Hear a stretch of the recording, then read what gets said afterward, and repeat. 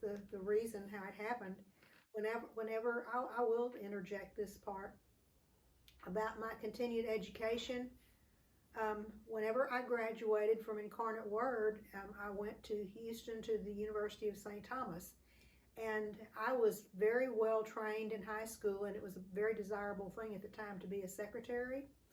And I had one of the finest secretarial training teachers in the face of the earth. She was an old nun, and she had a reputation all over Corpus Christi. All of the men wanted her graduate students from Incarnate Word Academy when they graduated from high school. And I have a special certificate of merit that I earned in her class as a secretarial training student. And so I was very, very, very good at it. And that's what I really wanted to do. But my stepfather was suggesting that I go to Texas A&I, which was 40 miles away from Corpus Christi, and had a really good business course and study there. But no, I had this favorite aunt, my favorite Aunt Gloria, who was at the time she was dating my Uncle Al. She was 17, almost 18 years old, and just beautiful and just perfectly wonderful. And I just thought she hung the moon. Well, Aunt Gloria went to the University of St. Thomas, and they had a Mardi Gras celebration, and she was a princess in the Mardi Gras, and she was just everything. So I said, no, I want to go to the University of St. Thomas where Aunt Gloria went. I had it was and still is a very excellent liberal arts college. But unfortunately, liberal arts was not really what I needed at the time. And so I signed up there, and I went there for 2.5 years. But at the end of about the first year and a half, I had done most of the required things. And then there were no kind of secretarial, no kind of business courses like that at all. And so I would get in the line, and I wouldn't know what in the world to sign up for. And the school is run by the Basilian Fathers from Canada. They're superb. They're very superior teachers, teaching priests. But also, it was very, very hard, and we were required to take theology and philosophy. And I told you how young I was for what I was supposed to have been. And I really think that's why I struggled so much when I was there. That it was too much for my brain. My brain was not quite mature enough to handle what they were presenting. But anyway, at the end of 2.5 years, I was not doing very well, and I just had a wonderful time because it was I didn't realize how small it was until recently, and it was in the first 2 or 3 years of existence. So my aunt was telling me when I talked to her in recent years how new that it was whenever she was going there, and so that meant that it was very new when I was going there. So it was very desirable from a social standpoint. You would know everybody on the campus, literally know them by name. They would know you by name. People just got along very, very well.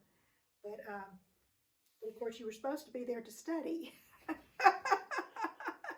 And I was not doing well. And so, but my father was paying my tuition, and I just, because I'm a very serious person, I was taking that seriously, that I was wasting my father's money, and I was feeling guilty. So on my own, not because anybody told me to, I decided after 2.5 years that I was going to go home and sign up at a business college, a business school. I forgot what was the name of it. The business school in Corpus Christi. Durham's Business College. Yeah, I went back home to Corpus Christi and signed up for with Durham's Business College on my own, and I determined that I was going to do that, and sometime in the future, when my heart was in it, that I would go back and finish my schooling. And I had in mind all the time it would be for my dad, because I felt like I'd let him down.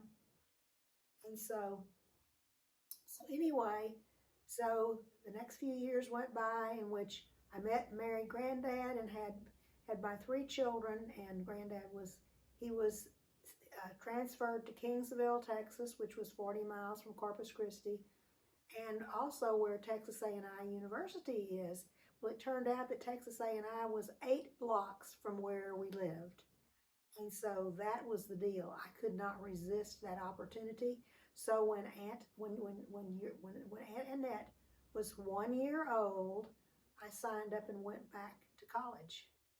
1 year old, and then I had 2 little boys. I had my 3 children, all under 4 years of age, and taking care of Granddad and every 33-year-old and taking care. And I had no help. I did all of the housework. I did all of the cooking. I did all of it. Took care of my 3 little children, and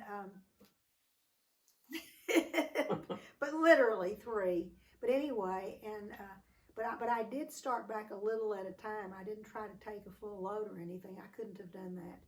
But anyway, what kind of grades did you make? Well, I'm getting ready to tell him. You're Okay. Anyway, yes, that's the other thing is that when you don't be a married person with the responsibilities that I had and decide to do that and then goof off. I was never satisfied with anything but straight A's, the very best. I had an almost 4-point grade point average when I graduated. I wish I had that. My goodness. Yes, yes, yeah. But like I said, I eased into it. But anyway, in the summer of 1971, I graduated from Texas A&I with a degree in elementary education, and I had chosen that because I thought at the time that it would work well with, again, thinking about my family, that putting that first. I thought, well, with my family, it would make more sense for me to get a degree in elementary education where I could, be a teacher and I would have the summers off like the children do. And that used to be how it was. It was not the same as it has been for a lot of years now. I mean, not only Granddad's sister, but and your other grandmother, but I've talked to a whole lot of teachers in the last 35 years, and things have just gradually progressed to where that teachers just never have any time to call their own. Mm-hmm. They're just eaten up, and when they're not in a classroom teaching the class, there's all sorts of busy work is what I hear them complain all the time and again, all the time. Just busy, and we're talking about. I'm not talking about now, because right now this is not. I don't even begin to know what's now. Most of the, not many of the classes are actually even happening in class. But when it's a normal time, according to the normal times and stuff, that's what I've heard from teachers. I have a lot of respect for the kind of work that women have done traditionally. For me, I think about my experience through college and seeing my friends get animals and people be like thinking about getting pets and things. And I think about how I can't even take care of myself. And so thinking about a young Graham, taking care of 3 kids, it's very impressive to me. And so, and it doesn't seem easy. It doesn't seem easy. And so, well, it wasn't. Yeah.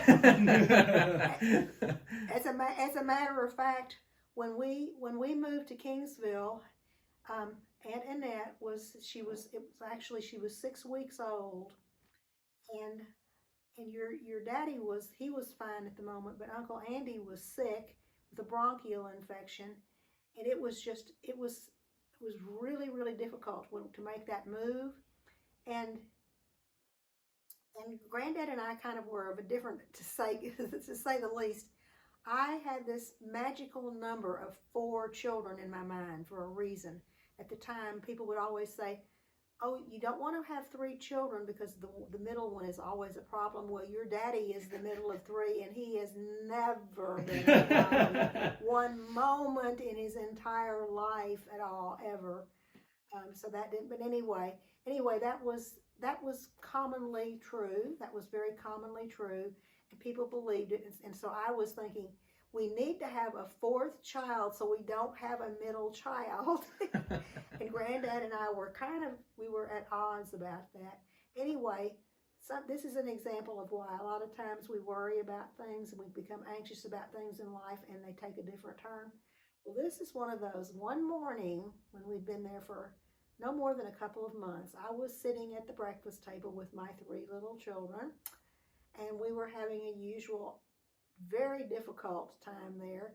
Me trying to feed this little baby, and Andy and Danny, they had more energy than any little kids you have ever seen. And then when Aunt Annette got in the picture, I mean, she would never sit down in her stroller enough for me to take a picture of her. I had the 3 most energetic little baby and toddler kids you have ever hoped to see. And so all of a sudden, this little light went off in my head. You know what? You have all you can handle. And that's a real true story. Yeah. You know, I'm gonna guess Granddad was like, "I told you so." along the same lines of roles in the family, Granddad was the provider, and we would never be able to scratch the surface in these videos of the sheer amount of adventures that Granddad has been on as a result of working as a geologist. But some that immediately pop out in my mind are stories about him going to Russia during the time of the height of the USSR to search for oil, and Alaska. And with the brief amount of time that we have, I wanted to talk. Do you think we have time for that? Is that okay? Yeah, I think so. I want to talk about just some of those adventures.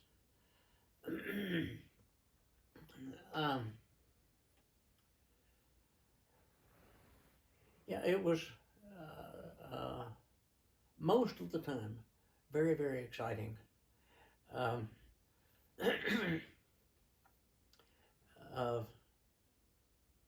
Very first job was surface geology out around Del Rio, and it was a challenge to be able to get to the places you need to get.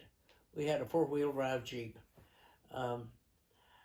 The county roads were corduroyed and with bump gates every now and then, and it would take, it was a big county, and Del Rio was down in one corner, so it would take me an hour and a half to get to work in the morning, to get to the area where I needed to start mapping.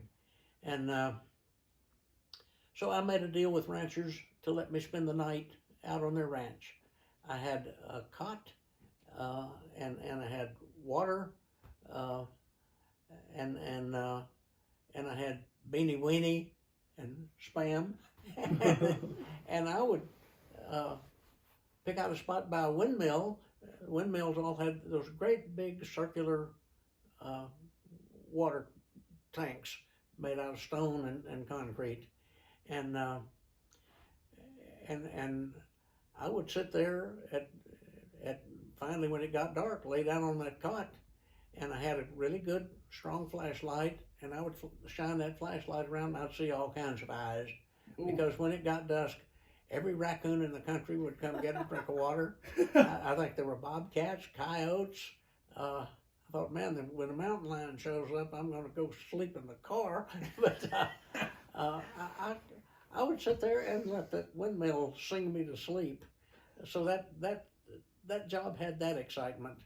The dull part was there were 3 kinds of people in Del Rio. There were guys that were out at the Air Force station there, and there were the landed gentry, and there were the Hispanics, and I was not any one of those 3. So I didn't fit in. I just didn't know anybody in town. I had a Chevrolet, wonderful old car. I needed to change the clutch plate, so I went to the auto parts store and bought clutch plates, and the guy said, let's see, it's $18 now. With your military discount, that's going to be, I said, thank you, sir. He assumed I was in the Air Force. And then I was working for Humble. I went to the Humble station. I said, I need some cash pretty bad. How about cash and check? We don't cash checks for people out at the base. I'm not out at the base. My landlady would be waiting on the porch for me when I got in. I rented a bedroom from her. She'd have my mail ready. Looks like you got one here from Waco. She'd say, how's everything out at the base? No, ma'am, I don't work out at the base. I go out on these ranches and I'm making maps of how the rocks lie. And next day, how's everything out at the base? Well, it's about the same. That went on for about a week. One day she said, I heard y'all had a fire out at the base. Yes, ma'am, it was a hell of a fire. You had to be one of the three. Well, there was this excitement. I was out mapping the geology, not too far from this Air Force base, whose name I'll remember in a minute. And I hear this plane take off. Nothing unusual about that, but this one seems a little louder than the others. And so I glance over, and this plane takes off and climbs almost straight up. And I'm looking at the thing, and it's got big wheels on the front and big wheels behind it, about 30 feet short, almost like a rail car. Looks like a total of 4 wheels. I'm thinking, what in the world is that? And about that time, the wheels fall off of that plane, and a parachute opens, and the wheels on these carriages come floating down to the ground on a parachute. And the plane had really long wings and now no wheels. I was looking at a U-2. They test flew the U-2 out there at that Air Force base. I used to Google around looking at the countryside. I would look at that area, and around that Air Force base there would be a big area that was blacked out. That was relatively recent years, but I saw that U-2 take off, and when the U-2 incident happened during Eisenhower's administration, I realized, the thing that I saw that day, that was a U-2. So I watched that U-2 take off. It would climb straight up and then loiter, presumably out of the range of the Russian rockets, but they got a rocket up there and brought that thing down. Remember Francis Gary Powers? He was the pilot of the U-2 that the Russians shot down. Mm-hmm. I think I am familiar with that. I think it was Eisenhower. Maybe not, but there was a summit conference going on when the Russians shot down the U-2. And undoubtedly that was planned. They had been able to do it probably for a good while, but they wanted to do it at just the right time. There was this summit conference in the middle of the Cold War was going on, and the U.S. president, maybe Eisenhower, and maybe Khrushchev from Russia, had been meeting somewhere in Europe, and we're supposed to be the good guys, but we got this secret spy plane flying over them, and they shoot it down, and Khrushchev left the conference. It was a big episode, but yeah, they were teaching that thing out there. That was that job. Then in that same county, we drilled a well to 17,000 feet, very deep, using air as the drilling fluid. Great big compressors pumping air down the drill pipe. It's coming back up the outside and deflected down a pipe about that big around that goes about 50 or 75 yards out away from the rig. And a pilot light under that, which is nothing more than a can that's got some diesel in it and a couple of rags, and you keep it burning so that if you do drill into some gas, it'll ignite rather than collect and then explode. The problem is that the cuttings are dust. And one of the things I did, here's this bluey line. I got a couple of roughnecks to help me, and I got a piece of junk iron, and I propped it up out at the end of the bluey line, about 6 feet away from the end of that pipe. I propped it down and tilted to the side so the fine dust flakes would boil around it, but coarser cuttings would hit that piece of steel and be deflected back into a 5-gallon bucket that I had sitting there. So I had samples, and there's no lag. You don't have to lag them. There's no cavings. Perfectly clean samples, and very, very coarse. And Midland, that had been doing some air drilling, was complaining about trying to interpret dust, and I had figured out a way to get cuttings out of the dust. And so my boss told me, Midland wants you to come out there and tell them what you've been doing. I tell them over the phone, but I went out to Midland, told them what I'm doing. Oh, well, that's too dangerous. We're not going to go out to the end of the blue line and get that bucket. And I remember saying, well, we've never seen a flare out there, and I haven't been afraid to go out and get that bucket. But they had found a reason to reject the idea coming from another division. And I got to thinking, it'd be the simplest thing in the world to rig up a conveyor, like stick up a post with a pulley on it, and a post back here with a pulley on it, and a rope, and put a hook on the bail of the bucket, put it out there, and then reel it back in after you've drilled 10 feet. You got 10 feet of clean cuttings, and you don't have to go to the end of the blue line. You might have to have a welder fix something for you, but you'd always got a welder around the rig. But anyway, that's too easy. That's too easy. They can't do that. That's too easy. They can't do it. Too easy. That job was fun. Can you Sorry, I don't mean to stop you in your tracks, but one story that I remember stuck out in my head was your story about, I don't remember what log it is. You got it on the wall. It was hand drawn. Russia.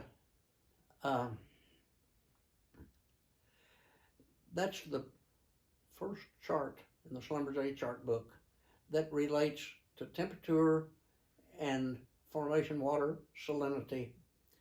And you need to know the salinity, RW, in order to do log analysis. So my question to this female Russian geologist was... And what time period was this? Like what? That would have been about 1990. 1990, okay. And so I'm trying to ask her, what's RW? What's the formation water salinity? How salty is the formation water? I'm trying to ask her through an interpreter. And she's not getting the... So I pulled out that chart, and there were 2 fields that we were interested in. Could you put a dot on here for one of the fields and another dot for the other field, one red, one green? Net problem. And she grabs that chart book and goes out and comes back in just a minute without it. And well, I don't know what's going on here. And the next day, she proudly presented to me that hand-drawn chart, drawn with one of those crow quill pens and a bottle of India ink, I think. I should show it to you. It's ultra detailed. The red and the green are faded out, but she gave me the RW for those 2 fields by making a copy. And so by hand. Later, we're wrapping up, and we said, okay, we're going to be back for some more meetings, and we would like to bring a portable... I asked her, we had asked for a copy of something, and no copy. No copy machine. Well, when we come back, we'll bring a portable Xerox copy machine. Yet. No copies. And so I asked this interpreter that we had, a Russian, why can't we bring back they had some guy sit up all night long drawing this chart with a pen and an ink. Why not just make a Xerox copy? And he said, oh, no Xerox machine. Why not? Anybody could make a copy of anything. So they're paranoid. Just paranoid. You can't have a Xerox machine. That's where that hand-drawn chart came from. Unbelievable. Yeah, one of their questions to me was, how much would it cost for them to have truck, cable, and directional equipment? And I took a wild guess. I don't remember what I guessed now. You don't need 2 sets of equipment, 1 cable, 1 truck, and it was a bunch of money. And they said, we can't buy that. Yet they were out there drilling directional wells. Another picture that I have is these pump jacks side by side, like down in Karnes County. Mm-hmm. And I don't yet know how they control the direction of those wells. I don't think they knew where the bottom of the hole was.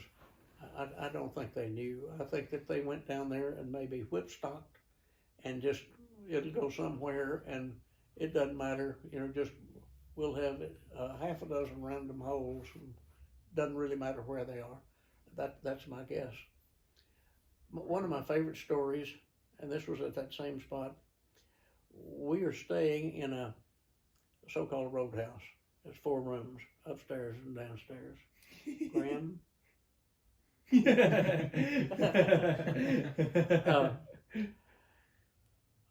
None of the commode tanks have lids on them. And the connector between the flush and the valve is gone. That little chain, there's no chain, there's no wire. You roll up your sleeve, reach down, pull up that valve to flush the commode, put it back down. So here's the interpreter, and there's a lady by the front door called the key lady. When you leave your door key with her. They know you're gone. That's when they go up. And by the way, I guarantee you they went through my suitcase every day that I was there. We were told to expect that. So the first time I found my clothes kind of rearranged, I didn't think anything of it. And so I sat them back, looked at how it was, came back. They'd been back again. They looked through our stuff every day. What are they looking for? I still don't know. Well, I'm sitting there talking to the lady, and through the interpreter, I said, I can fix your commode. I can take a wire coat hanger that I have my clothes on, and if I can borrow some pliers from you, I can bend that wire and attach it to the commode so that you can flush the commode. And all of this takes about 30 minutes with me working through that interpreter. What are pliers? She doesn't know what pliers are. Finally, at the end of this, when I say I can fix your commode for you, she looks at me and says something, and the interpreter kind of hesitated. I said, what'd she say? She said, you Americans are so funny. So it was and they don't fix anything. They don't. We went 2 or 3 times to people's little apartments. The buildings all look exactly alike. They're prefab. The steps are a prefab piece set in place. And as a result of that, it never works out quite right at the last step or the first step. All the steps are that big, except the first step might be that big, or it might be that big. and there are no light bulbs left in the stairwell. They've all been stolen. So if you go to somebody's place and you leave in the dark, it's hazardous. You learn right away as you approach the landing, you start feeling for and then there's this in that roadhouse. They were feeding us there. We go down there one morning for breakfast, and we got sliced cucumbers for breakfast. So, not bad. I like cucumbers, so I ate my cucumbers for breakfast. We go back at lunchtime, sliced cucumbers.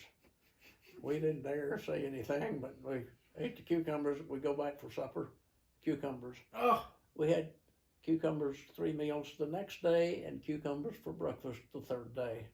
And then we had something else to eat at noon that day. So we went 7 meals with nothing but cucumbers. And we just munched them down. We didn't dare complain. They were living out of a communal garden, and they didn't have anything but cucumbers at that particular time, or hadn't harvested them. Another time, we were in a city called Pittman, and the people say, "We won't be able to meet with you next week." Well, that's fine. We'll just wait, and we'll try to get our time cut short. But we have to spend most of next week in the potato fields. And what do you mean in the potato field? Digging potatoes. The Army is digging potatoes today. Then the next week is going to be electrical people. Then it's going to be the oil company people. So the industries take turns digging potatoes. Huh. So, and then I guess one last story. Diane's famous stepmother, Joyce, was a kind of a hoarder, and That's an understatement. she had an enormous collection of recipe books. I was getting ready to go to Russia, and she said, "Bring me back a recipe book." And Andy was sitting there, and he said, "Joyce, it's going to be in Russian." Well, we're in this town of Pittman, and there are no stores, there are no coffee shops, there's no commerce. People go into these little cubicle apartments that they have, and I don't know how they get their groceries in there, but the one place that we found where you might buy some sort of a curio was in effect a post office. You could buy stamps there, and they had some postcards, and they had some little booklets, and one of them I finally figured out was a recipe book. And so the interpreter, of course, was with us. And what does this say? 100 ways to cook potatoes. So I bought that book and brought it back and gave it to Joyce and told her, Here's your book. here's your book, 100 ways to cook potatoes. But then tell him what her reaction was. I don't remember. Tell me. She said, "I can't read this. This is in Russian." Like she was completely surprised. Turns out Andy had told her this. But you would have had to meet her. Joyce was she was a person that and my poor father, although he was what he was looking for, so he had it coming to him. But she would never listen to whoever it was. The minute that she would get something in her hands or something, she would start talking. She would, whether it was granddad or whether it was my dad or who it was, she would not hear a word that someone else was telling her about whatever it was. She just immediately started talking. So that's how it wound up like that. But it was so funny because exactly what Andy had told her is she opened it up like she was expecting something different, and there it was. I can't read this. This is in Russian. I hate to wrap it up. We have one last question for y'all to kind of end the session. I hope that we got to the things that y'all found important. And this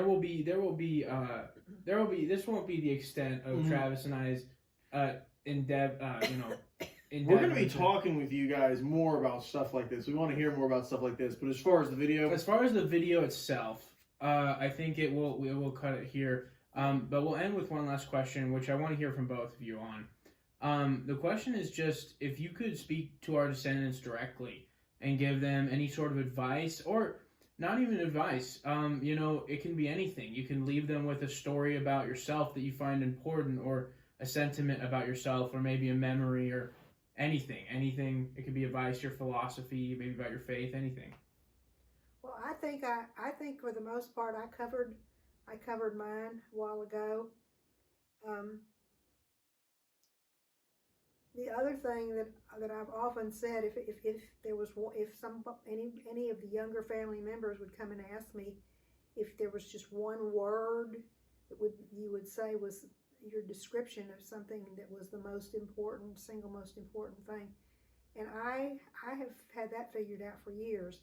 I believe the answer is flexibility, because I think that's necessary throughout life in all different kinds of situations that arise. that if somebody has whatever it is just set in stone, then that immediately eliminates means of resolving things. That a lot of times you need to just ignore things,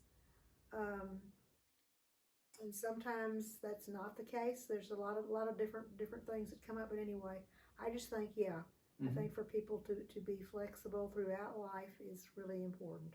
Mm-hmm. Absolutely. I'm not quite sure how to articulate this. I think the goal is to be happy. I think the goal is simply to be happy.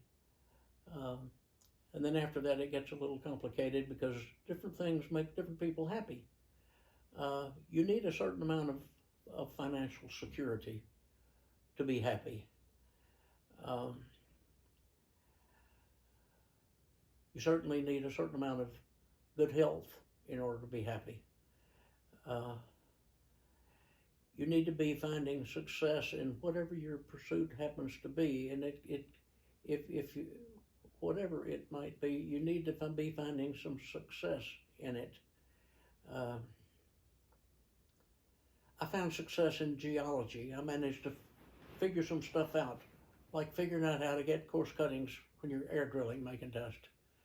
I had some success, and then it made me happy. I'll skip all the details, but I remember I was not a new employee. I had been working 25 years, I guess, and I stepped out of a Schlumberger truck in the middle of the night in the Trawick field near Nacogdoches, Texas, and jumped in the air and punched the air. I was so happy with a measurement that I had seen, and it meant that there was a whole lot more gas in that field than what we thought. That's ultimately what it meant. But here I was, a grown man, leaping into the air, in the cold air, middle of the night. I was just so happy. So what are the things that impact your happiness? One of the things that stands before you two is who you share your life with.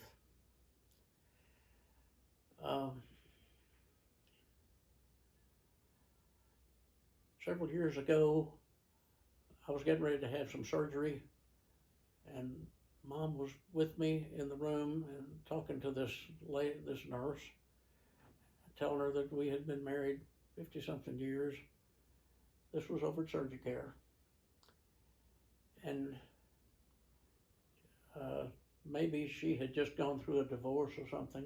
I'm not sure what her situation was, but she was wheeling me down the hall, and she said to me, how do you find somebody that you're able to live with for 50 years? And I said, I think you just got to get lucky. I'm not sure that can be figured out. I think maybe you have, and that might be the answer. But if I had advice, if I were required to give advice, I would say,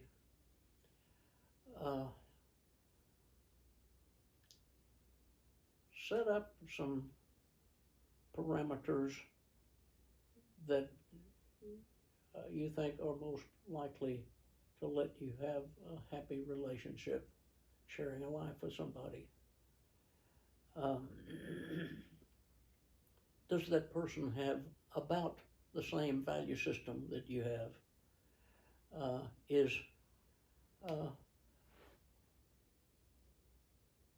family. That's what all this started with hours ago. Dianne talking about how important family was to her. Me going to church with her for these 60 years is about family. And different people have different attitudes about that. If family is really, really, really important to you, it's important that this person have that same value. And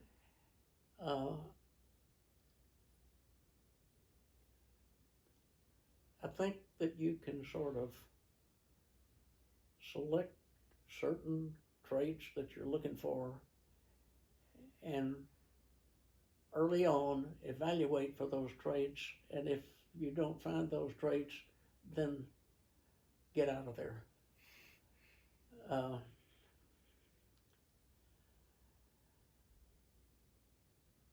Don't feel like that you can change a person, or that you can work it out, or that you can overcome these differences. My advice would be pre-think some traits that you think are needed for a successful relationship with you, and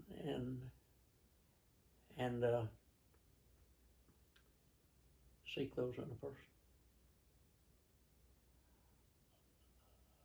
Of the things that can make you happy: success, financial security, but you got to spend night and day. You got to spend vacations with that other half of your life. That's the most crucial factor in your happiness. And I don't really know exactly how. I think maybe you just have to get lucky. And I got lucky, thank God. And I thank God all the time for the lucky that I got. me too, me too. But I was a little bit surprised by what you were saying because Granddad and I really we have something very profoundly in common, but we have many things that are different, and they always have been from the very beginning. But the one commonality that we had forever, no matter what changed at all, was the importance of family. And that is, to me, that was the source that when times were rough, many different times, if times were rough, we would turn our attention to that. Okay, we've got our family. That is the most important thing. And we would start thinking about, okay, what do we need to do to get past this hump?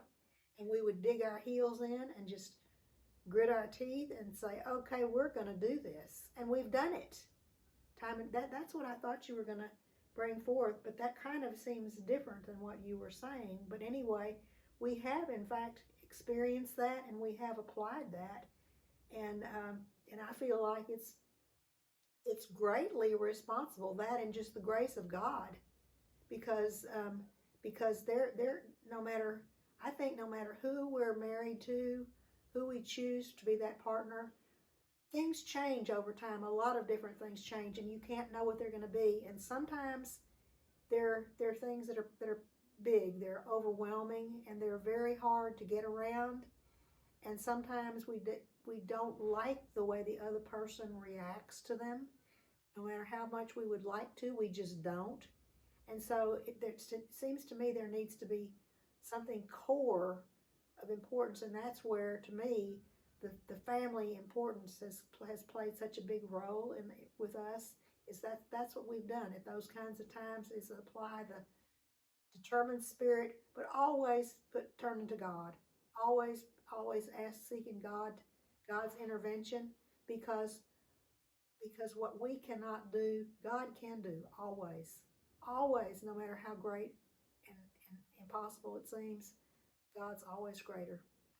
That is, I believe that with all of my heart and soul, and I never vary from it.